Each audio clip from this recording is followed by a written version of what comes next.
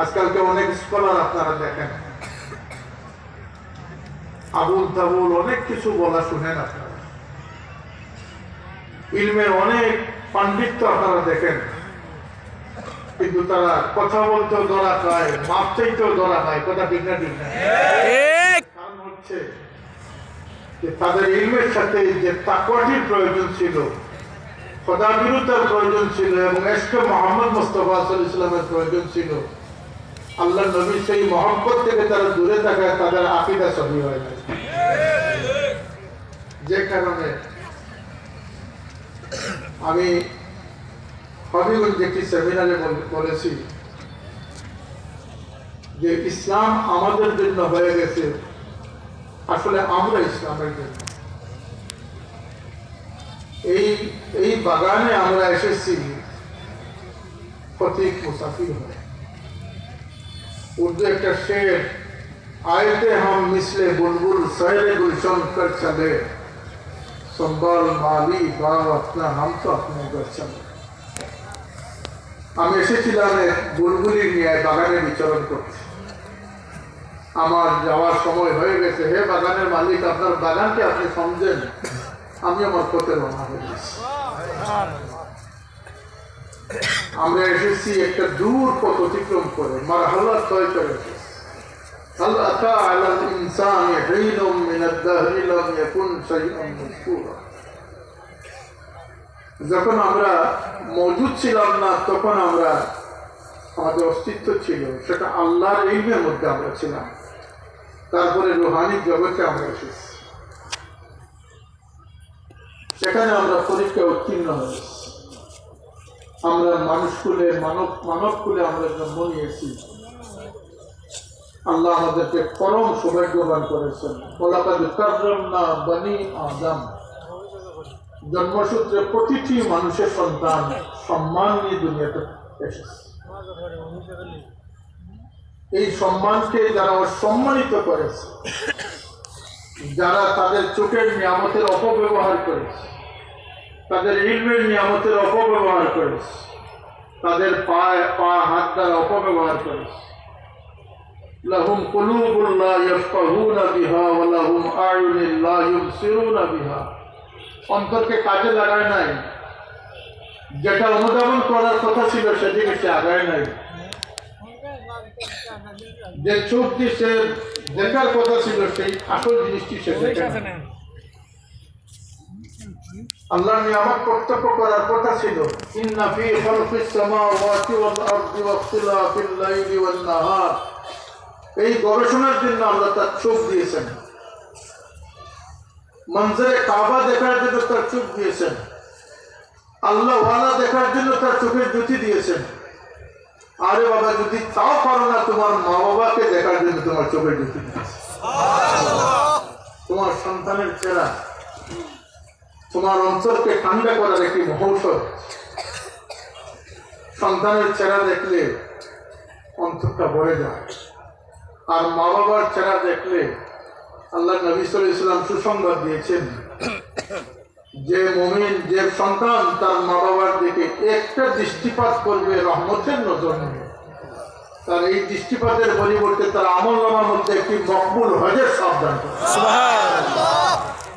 সাহাবায়ে কেরাম যখন হয়ে গেছে, তাদের উৎসাহ উদ্দীপনার সাথে তারা জিজ্ঞেস করেন, ইয়া রাসূলুল্লাহ সাল্লাল্লাহু আলাইহি ওয়াসাল্লাম, যদি এক সন্তান তার মা বাবার দিকে 100 বার এইভাবে দৃষ্টিপাত করে, আল্লাহ নবী বলেন 100টি মকবুল হজ তারা।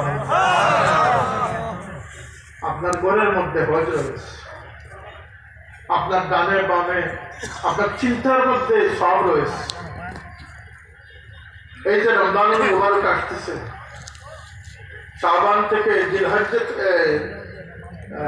রজব থেকে আমাদের প্রস্তুতি নাই, কিন্তু আল্লাহ নবী সাল্লাল্লাহু আলাইহি ওয়াসাল্লাম রজব থেকে প্রস্তুতি গ্রহণ করতেন।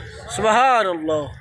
उम्मत के लिए फैज़ व इबादत का यही माह है, तुझको अज़ीज़ इसमें रमजान का महीना।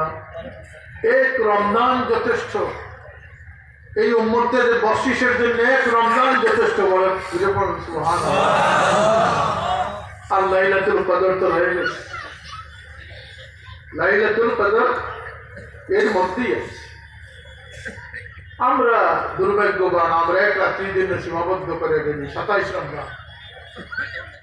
কিন্তু আল্লাহ নবী বলতেছেন যে না, তোমরা 21, 23, 25, 27, 29 5টি রাত যদি কোনো মুসলমান সর্বদরকে তালাশ করে, নিঃসন্দেহে তার ভাগ্যে সর্বদর উপস্থিত হবে।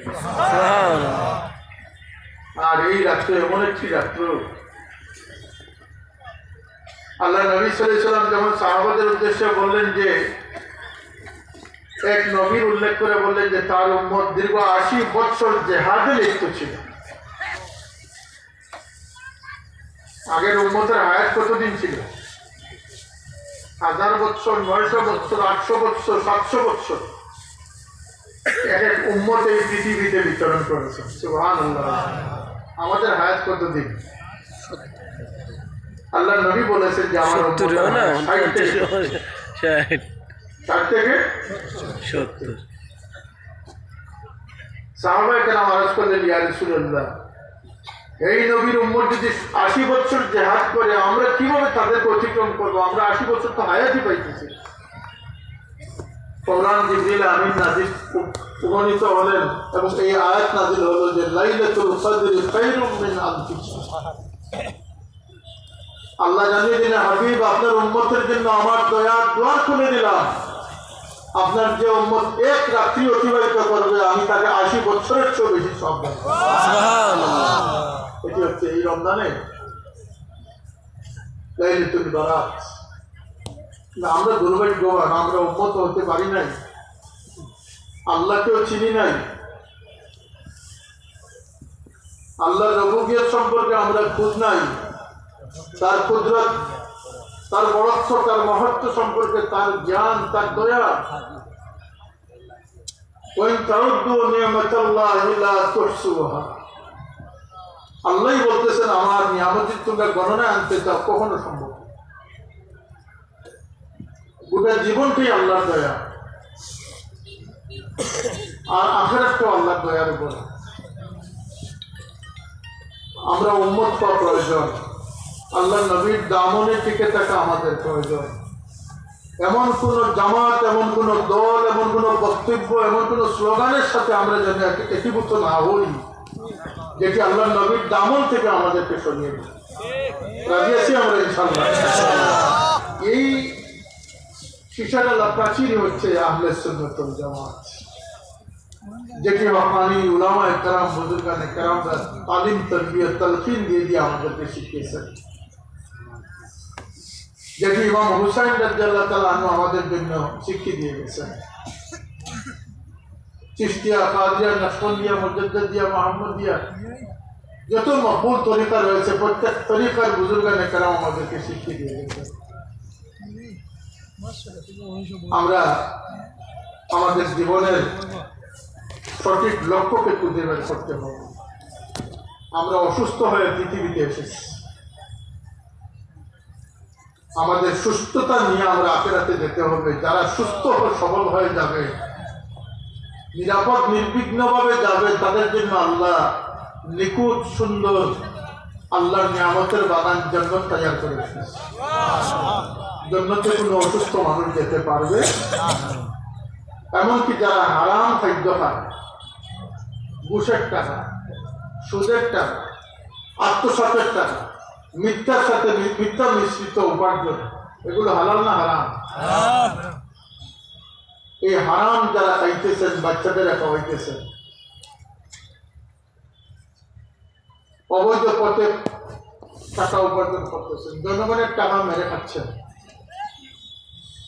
আর সন্তানকে ঢাকার সব থেকে নামি দামি প্রতিষ্ঠানে নিয়ে ভর্তি করা হয়েছে যে আমার ছেলে কিনা বিশ্ববিখ্যাত চ্যাম্পিয়নশিপ হাফিজে কোরআন হবে। কোনো লাভ হবে?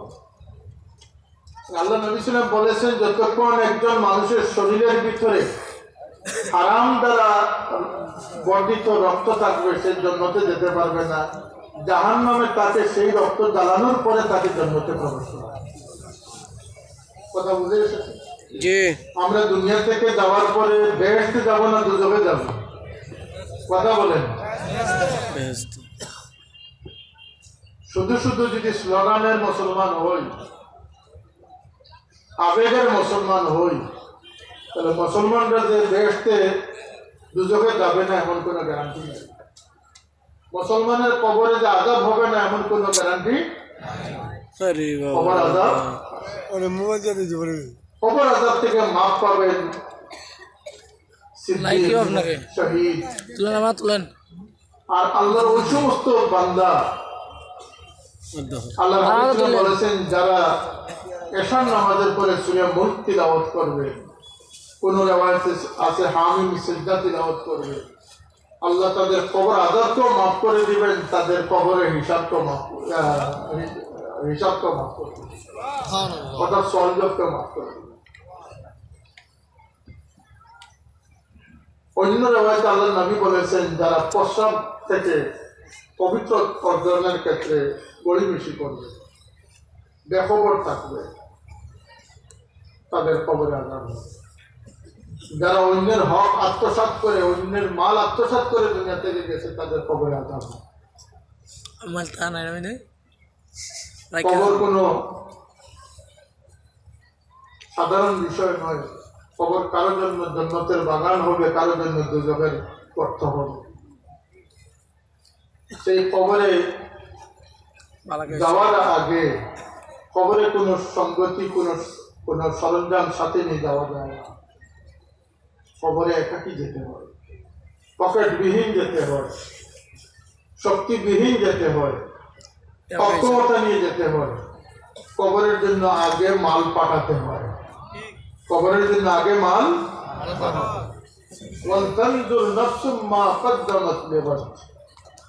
আগামীর জন্য কি প্রেরণ করেছো এটাই তোমার জন্য বিবেচ্য বিষয়। হ্যাঁ, এই উম্মতের মুহাম্মদ মুস্তাফা সাল্লাল্লাহু আলাইহি ওয়াসাল্লাম, এই উম্মতের শান এত বেশি আল্লাহর দরবারে যে এই কোন উম্মতের জন্য আল্লাহ সুযোগ রাখেন নাই।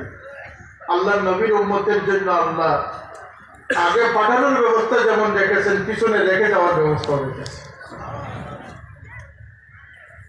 মান মাতাল ইনসানু ইনকাতা আমালুহু ইল্লা সালাসাতুন ইলা আখিরিল হাদিস আও কামা ক্বালা আলাইহিস সালাতু ওয়াসসালাম। যে মানুষ, যে মুমিন মারা গেল, তার সব কিছু বন্ধ হয়ে গেল, তার আমল স্টপ হয়ে গেল। এমনকি তার জন্য আসমানের দুটি দরজা ছিল, একটি তার রিজেক আসতে, একটি তার আমল উঠানো হতো। কয়টি দরজা রয়েছে? দুটি দরজা বন্ধ হয়ে। কিন্তু আল্লাহর হাবিবের উম্মত হওয়ার সুবাদে এই উম্মতের পিছনে আমার বাবা বলতেন যে নেকির গাছ রোপণ করে। সুবহানাল্লাহ, নেকির গাছ। এর একটি হচ্ছে সাদকাতুন ইল্লা সাদকাতুন জারিয়াতুন, এমন সদকা যে সদকা অব্যাহত সদকা। আপনি এমন একটি জনহিতকর কাজ করে গেলেন যেটি চলমান, এক মসজিদ বানিয়ে গেলেন, এক ব্রিজ কালভার্ট বানিয়ে গেলেন, এক রাস্তা বানিয়ে গেলেন, ইলেকশনের জন্য না, আল্লাহ সন্তুষ্টির জন্য। এমন একটা নেক কাজ আপনি উৎপত্তি করে গেলেন, এটা সত্য। আর ইলমুন ইয়ানতাফাউ বিহি, এমন শিক্ষা দ্বারা আপনি জারি করলেন যে শিক্ষা থেকে মানুষ উপকৃত হচ্ছে।